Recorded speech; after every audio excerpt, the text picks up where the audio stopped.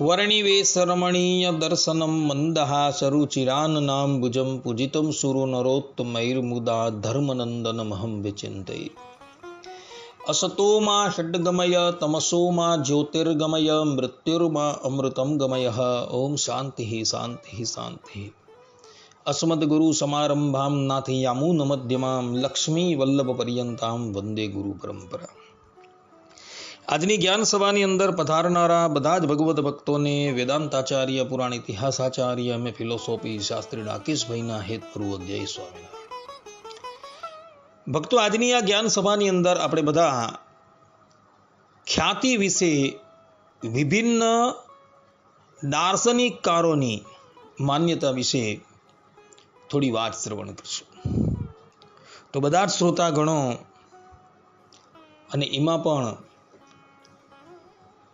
જે શાસ્ત્રજ્ઞ છે, જે વિદ્વાન છે, એ લોકો આ પ્રવચન જે છે એ એકાગ્ર મને કરીને શ્રવણ કરે અને એને આત્મસાત કરી લે।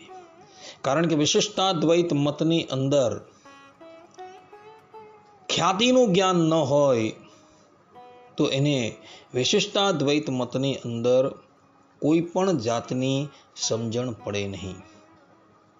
માટે વિદવત ગણો આ પ્રવચન જે છે એ એકાગ્ર મને કરીને શ્રવણ કરે અને એને આત્મસાત કરી લે। તો સર્વપ્રથમ ખ્યાતિ એટલે શું? ખ્યાતિનો અર્થ થાય છે બ્રહ્મ જ્ઞાન। અને આ બ્રહ્મ જ્ઞાન જે છે એ દોષયુક્ત કારણથી ઉત્પન્ન થાય છે તથા એ દોષયુક્ત કારણથી ઉત્પન્ન થવાથી તેમાં અન્ય વ્યવહાર જે છે એ બાધિત થઈ જાય છે। ખ્યાતિની બાબતની અંદર પણ વિભિન્ન દાર્શનિકકાર જે છે એ વિભિન્ન મત ધરાવે છે। જેમ કે બ્રહ્મસ્થલની અંદર યોગાચાર બૌદ્ધો આત્મખ્યાતિ, માધ્યમિક બૌદ્ધો અસત ખ્યાતિ, શાંકર વેદાંતિઓ એટલે કે અદ્વૈતીઓ અનિર્વચનીય ખ્યાતિ, પ્રભાકર મીમાંસક જે છે અને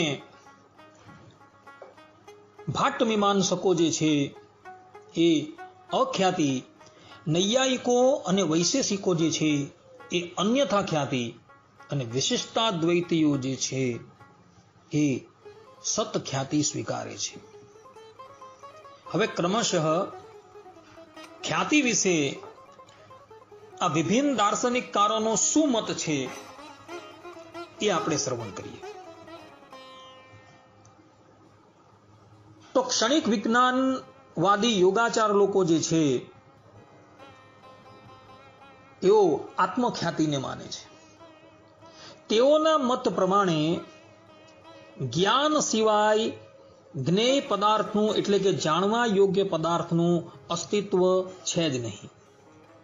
પોતાનું જ્ઞાન જે છે એ જ નાના પ્રકારના બાહ્ય વિષયોમાં ભાસમાન થાય છે। પોતાના જ્ઞાનની બાહ્ય વિષયોમાં પ્રતીતિ એ જ આત્મખ્યાતિ છે। આ પ્રમાણે યોગાચાર બૌદ્ધોની માન્યતા છે। જેમ કે ઇદમ રજતમ, આ પ્રકારની જે બુદ્ધિ જે છે એ જ રજતના રૂપની અંદર પ્રતીતિ થાય છે। વસ્તુતાએ આ જગતની અંદર કેવલ ને કેવલ જ્ઞાન જે છે એ જ વિષયોના રૂપની અંદર પ્રતીતિ થાય છે, બીજું કઈ જ પ્રતીતિ થતું નથી। એ લોકો એવું કહે છે કે આ રજત છે અર્થાત કે ચાંદી છે। આ પ્રમાણે જ્યારે કહેવામાં આવે છે ત્યારે પેલું જ્ઞાન જે છે ને એ જ રજતના રૂપની અંદર પ્રતીત થાય છે, વસ્તુતાએ બીજું કોઈ પણ પ્રતીત થતું નથી। આ પ્રમાણે યોગાચાર બૌદ્ધોનું કહેવું છે। સર્વ શૂન્યવાદી એવા માધ્યમિક બૌદ્ધો જે છે એ અસત ખ્યાતિને માને છે. તેઓની માન્યતા એવી છે કે અસત એટલે કે અવિદ્યમાન વસ્તુ જે છે એ જ પ્રતીત થાય છે. રજત આદિકની જે પ્રતીતિ છે એ જ અસત ખ્યાતિ છે. કહેવાનું તાત્પર્ય એ છે કે આ સંપૂર્ણ જગત જે છે એ અસત છે, અવિદ્યમાન છે, છતાં પણ દેખાય છે તે, તો એ જ તમારું અજ્ઞાન છે. વસ્તુતા એ સંપૂર્ણ જગત જે છે એ શૂન્ય છે, શૂન્ય સિવાય બીજું કંઈ જ નથી. એટલે જે પણ કંઈક તમને વસ્તુ પદાર્થ દેખાય છે એ વાસ્તવમાં છે જ નહીં, છતાં પણ દેખાય છે, એ જ તમારું જ્ઞાન છે. વસ્તુતા એ શૂન્ય સિવાય કોઈ પણ વસ્તુ છે જ નહીં. આ પ્રમાણેની જેની માન્યતા છે એવા લોકો જે છે એ માધ્યમિક બૌદ્ધના નામથી ઓળખાય છે. આ બધા જ લોકો જે છે એ સંપૂર્ણ જગતને શૂન્ય રૂપ માને છે. પરંતુ એ લોકોની જે આ વાત જે છે એ સંપૂર્ણપણે અસત્ય છે. કારણ કે દરેક વ્યક્તિને, ચાહે એ અજ્ઞાની હોય કે જ્ઞાની હોય, એ બધા જ લોકોને આ સંપૂર્ણ જગતમાં નાનાવિધ પદાર્થો જે છે એ દેખાય જ છે. કોઈ વ્યક્તિને શૂન્યતાનો અનુભવ થતો નથી. બધાને જ બધી વસ્તુ જે છે એ ભાસમાન થઈ જાય છે. એટલે એ લોકોની આ વાત જે છે એ સંપૂર્ણપણે અસત્ય છે. અદ્વૈતીઓ એટલે કે સાંકર વેદાંતીઓ, આ સાંકર વેદાંતીઓ જે છે એ અનિર્વચનીય ખ્યાતિને સ્વીકારે છે. તેઓના મત મુજબ સુક્તિ રજતાદિ બ્રહ્મસ્થળની અંદર અનિર્વચનીય રજતાદિની ઉત્પત્તિ થાય છે. આ અનિર્વચનીય પ્રતીતિ છે તે જ અનિર્વચનીય ખ્યાતિ છે. તેઓનું કહેવું છે કે સુક્તિમાં એટલે કે છિપોલોમાં પ્રતીત થતી ચાંદી જે છે એ સત પણ નથી અને અસત પણ નથી. કારણ કે જો તે સત હતે તો તેનો બાદ ન થતે, અને જો તે અસત હતે તો તેની પ્રતીતિ જે છે એ શશક શૃંગની જેમ થતે નહીં. અને એટલે માટે બ્રહ્મસ્થળની અંદર પ્રતીત થતું રજત જે છે એ સત અને અસત બંને શબ્દોથી અનિર્વચનીય એટલે કે કહી શકાય એવું નથી. કોઈક વ્યક્તિ સમુદ્રના કિનારે ગયો હોય અને સમુદ્રના કિનારે એ છિપોલું જુએ. એ છિપોલાની અંદર સૂર્યના કિરણ પડવાથી એની અંદર પેલા વ્યક્તિને ચાંદીની ભ્રાંતિ થાય, અને પછી એ વ્યક્તિ જે છે એ ચાંદી લેવા જાય, પરંતુ ત્યાં જઈને એ જુએ છે તો ભાઈ એ ચાંદી નથી, પરંતુ એ તો છિપોલું છે. સાંકર વેદાંતીઓ જે છે એ એવું કહે છે કે છિપોલાની અંદર પ્રતીત થતી ચાંદી જે છે એ સત નથી, અને આ ચાંદી જે છે એ અસત પણ નથી. અસત એટલે માટે નથી કે જો એ અસત હતે તો એ શશક શૃંખની જેમ દેખાતે નહીં.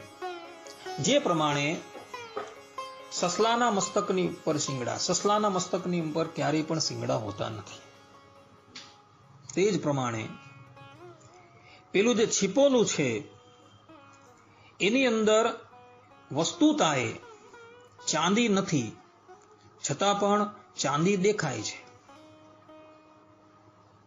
એટલે એ છિપોલું જે છે જો અસત હતે તો એની પ્રતીતિ જે છે એ શશક શૃંગની જેમ થતે નહીં. એટલે માટે બ્રહ્મસ્થલની અંદર પ્રતીત થતું રજત જે છે એને સત પણ ન કહેવાય અને અસત પણ ન કહેવાય. અર્થાત કે સત અને અસતથી વિલક્ષણ અનિર્વચનીય કહી શકાય.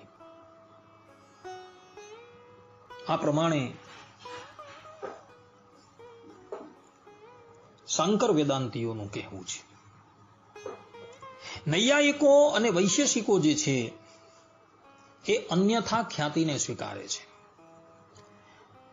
અન્યથા ખ્યાતિ એટલે અન્ય વસ્તુની અન્ય રૂપે પ્રતીતિ થવી. અન્ય વસ્તુની અન્ય રૂપે પ્રતીતિ થવી એને જ અન્યથા ખ્યાતિ કહેવાય છે. જેમ સુક્તિની રજત રૂપથી થવાવાળી પ્રતીતિ એ જ અન્યથા ખ્યાતિ કહેવાય છે. સમુદ્ર તટની ઉપર જે સુક્તિ હોય છે એ જે રજત રૂપે પ્રતીત થાય છે એ જ અન્યથા ખ્યાતિ કહેવાય છે. આ પ્રમાણે નૈયાયિકોનું કહેવું છે. પ્રભાકર મીમાંસકો અને કુમારિલ ભટ્ટ મીમાંસકો જે છે, પૂર્વ મીમાંસકના અનુયાયી જે છે એ લોકો અખ્યાતિને સ્વીકારે છે. અખ્યાતિ એટલે શું? તો વિવેક જ્ઞાનનો અભાવ જે હોય તેને અખ્યાતિ કહેવાય છે. તેઓના મત મુજબ બધા જ જ્ઞાન જે છે એ યથાર્થ જ હોય છે. કોઈ પણ જ્ઞાન અયથાર્થ હોતું જ નથી. સુક્તિની અંદર જે રજતનું જ્ઞાન થાય છે એ જ્ઞાન પણ યથાર્થ જ છે. દ્રષ્ટાંત તરીકે પોતાની સન્મુખ વિદ્યમાન સુક્તિની સાથે ઇન્દ્રિયનો સન્નિકર્ષ થાય ત્યારે ઇદમ રજતમ. આ પ્રમાણે પ્રથમ અનુભવેલું વસ્તુનું જ્ઞાન જે છે એ થાય છે. તેમાં પ્રથમ ઇદમ જે છે એ જ્ઞાન પ્રત્યક્ષ છે અને રજતમ આ જ્ઞાન જે છે એ સ્મરણાત્મક છે. આ બંને જ્ઞાનો તથા આ બંને જ્ઞાનના વિષયો યથાર્થ રીતે વિવેક જ્ઞાન ન હોવાથી બ્રહ્મત્વની પ્રવૃત્તિ તથા વ્યવહાર આદિ થાય છે. આમ વિવેક જ્ઞાનનો અભાવ અખ્યાતિ જે છે એ જ બ્રહ્મનું કારણ થાય છે. અર્થાત કે આપણી સન્મુખ છિપોલું હોય,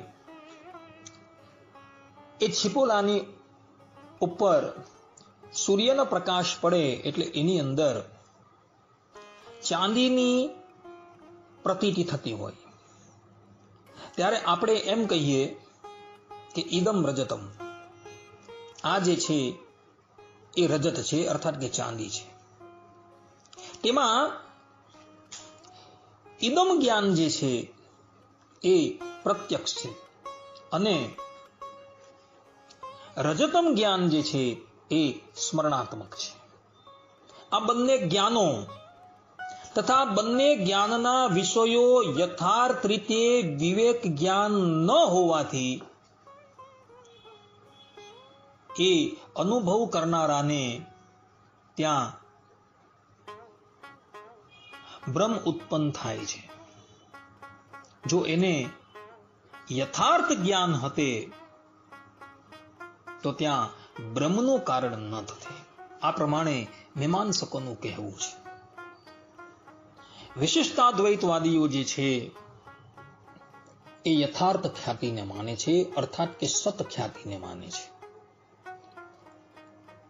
વિશિષ્ટાદ્વૈતવાદીઓનું કહેવું છે કે બ્રહ્મ જ્ઞાનની અંદર વિષયની સત્યતાનો સ્વીકાર એ જ યથાર્થ ખ્યાતિ એટલે કે સત ખ્યાતિ કહેવાય છે. ભક્તો વિશિષ્ટાદ્વૈત મતની પૂર્ણ રૂપથી બધી જ માન્યતા જે છે એ વૈદિક સિદ્ધાંતોની ઉપર છે. છાંદોગ્ય ઉપનિષદની અંદર આત્મવિદ્યા પ્રકરણની અંદર તીવ્રતકરણની વાત આવે છે, અર્થાત કે ત્યાં તીવ્રતકરણ પ્રક્રિયાની વાત આવે છે. તેસાન તીવ્રતમ કરણાની. આ પ્રમાણે સૃષ્ટિ ઉન્મુખ થયેલા પરમાત્મા સૃષ્ટિના પ્રારંભની અંદર પૃથ્વી, જલ, તેજ એની સૃષ્ટિ કરે છે અને તેઓ તીવ્રતકરણનો સંકલ્પ કરે છે. પરમાત્માનો આ તીવ્રતકરણનો સત્ય સંકલ્પ જે છે એ જ પંચીકરણ પ્રક્રિયાનું મૂળ છે. પંચીકરણ પ્રક્રિયા એટલે શું? કે સૃષ્ટિની ઉત્પત્તિ વખતે ભગવાન જ્યારે સંકલ્પ કરે છે અને માયામાંથી મહતત્વમાંથી અહંકાર અને અહંકારમાંથી પંચભૂતો પ્રગટ થાય છે, ત્યારે પાંચેય ભૂતો જે છે એ પૃથક પૃથક હોય છે અને પૃથક પૃથક રહેવાને કારણે સૃષ્ટિનું કાર્ય જે છે એ યથાર્થપણે થતું નથી. ત્યારે ભગવાનના સંકલ્પથી એ બધા જ ભૂતો જે છે એ એકબીજાની અંદર ભળી જાય છે. પૃથ્વીની અંદર પૃથ્વીનો અડધો ભાગ અને આકાશ, વાયુ, તેજ અને જલ એનો 1/8 ભાગ.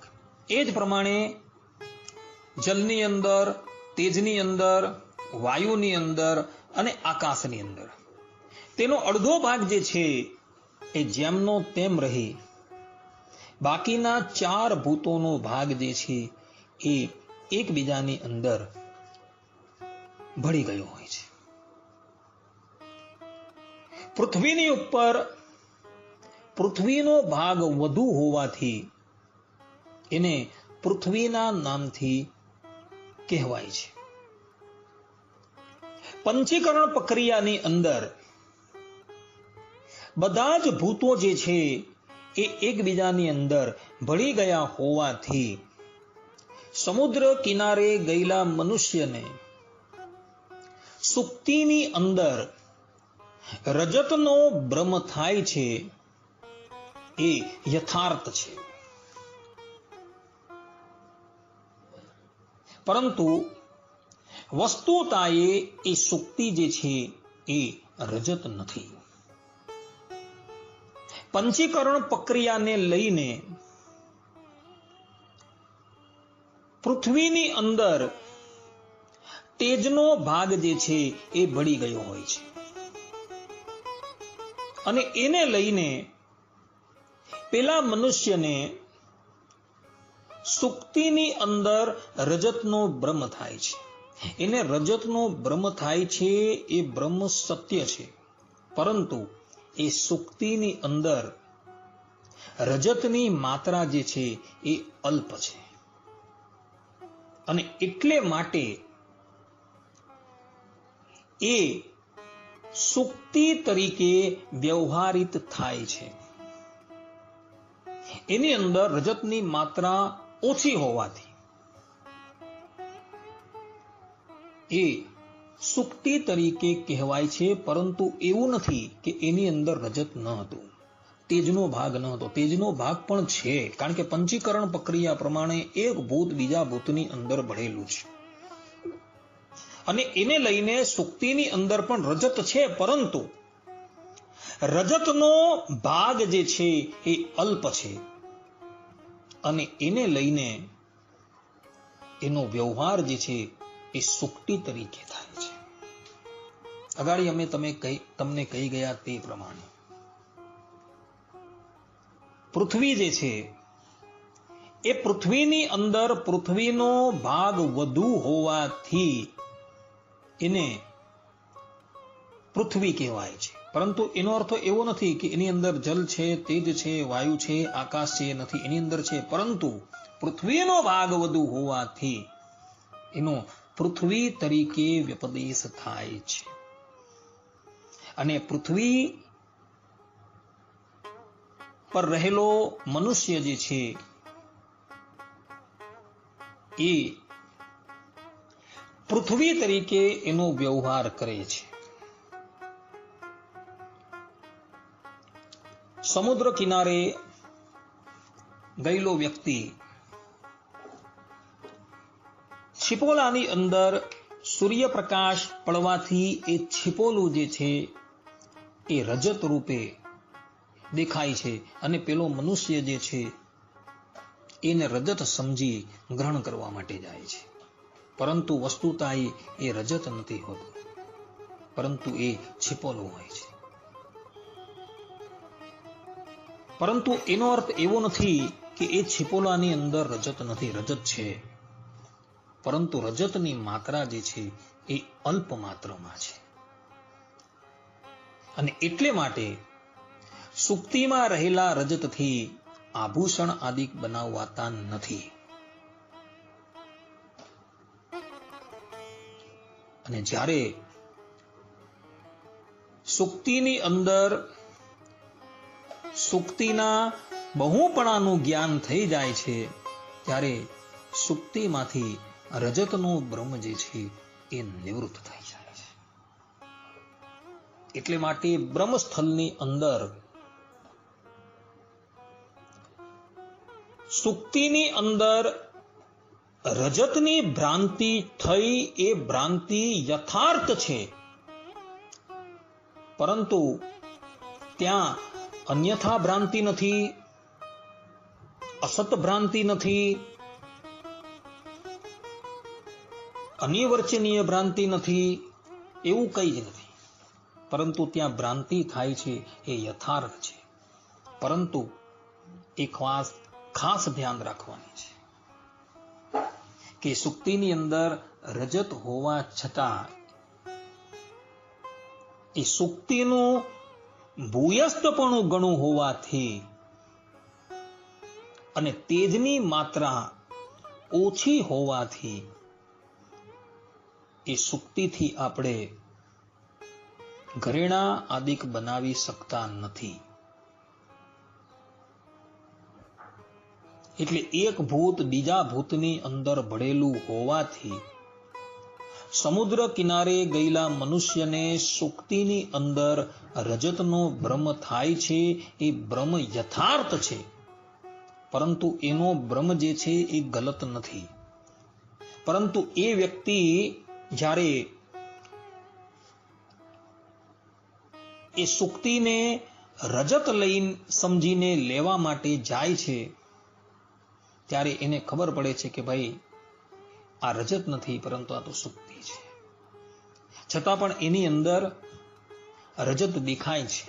એનું કારણ એ જ છે કે પંચીકરણ પ્રક્રિયા દ્વારા પૃથ્વીની અંદર તેજનો અંશ ભળેલો છે, અને એ સુક્તિ જે છે એ સુક્તિ પૃથ્વીમાંથી નિર્માણ થયેલી છે, અને એ સુક્તિની અંદર પણ તેજનો અંશ છે. અને તેજનો અંશ હોવાથી સૂર્યની કિરણ જ્યારે એ સુક્તિ એટલે કે પેલા છીપોલાની ઉપર પડે છે, ત્યારે એ પ્રકાશિત થવા માંડે છે, અને મનુષ્ય જે છે એને રજત સમજીને ગ્રહણ કરવા માટે જાય છે. પરંતુ એ રજત નથી હોતું, એ સુક્તિ જ હોય છે. રજતની માત્રા ઓછી હોવાથી એ સુક્તિથી મનુષ્ય જે છે એ આભૂષણ આદિકનું નિર્માણ કરી શકતું નથી. એટલે વિશિષ્ટાદ્વૈત મતની માન્યતા અનુસાર એક ભૂત બીજા ભૂતની અંદર ભળેલું છે, એટલે પેલા પૃથ્વીરૂપ સુક્તિની અંદર પણ તેજ ભળેલું છે, અને એને લઈને સમુદ્ર કાંઠે પેલું છીપોલું જે છે એ રજત જેવું દેખાય છે. પરંતુ